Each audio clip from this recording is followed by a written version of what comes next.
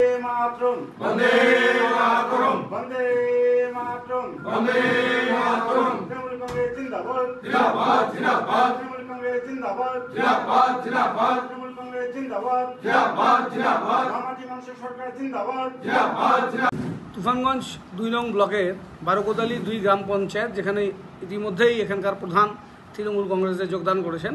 আজকে এই ব্লকের পঞ্চায়েত সমিতির সদস্য সুশান্ত দাস, উনি আমাদের দলে যোগদান করছেন। পঞ্চায়েত সমিতিতে তার যে এলাকা, সেই এলাকাতে তিনি ভালো ভোটেই গত পঞ্চায়েত নির্বাচনে জয়ী হয়েছেন এবং এবারের ইলেকশনেও তার পঞ্চায়েত সমিতি এলাকাতে আমাদের হার ছিল। আজকে তিনি যোগদান করাতে আমাদের দল আরও বেশি সমৃদ্ধ হলো বারোকোদালি ২ নং অঞ্চলে।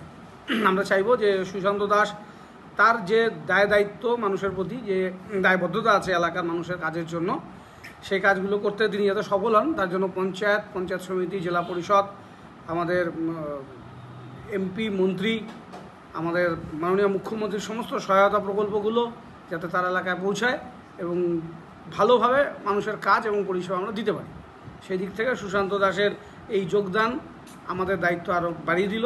আমরা সেই কাজগুলো পালন করব।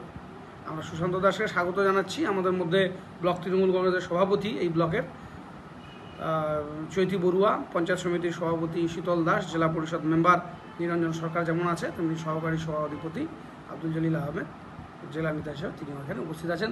অঞ্চলের সভাপতি আছেন, তাকে আমরা আজকে যোগদান করছি। দেখুন, আমি বিগত পঞ্চায়েত ইলেকশনে ভারতীয় জনতা পার্টির পঞ্চায়েত সমিতির মেম্বার হিসেবে প্রতিযোগিতা করে সেখানে বিপুল ভোটে জয়লাভ করি।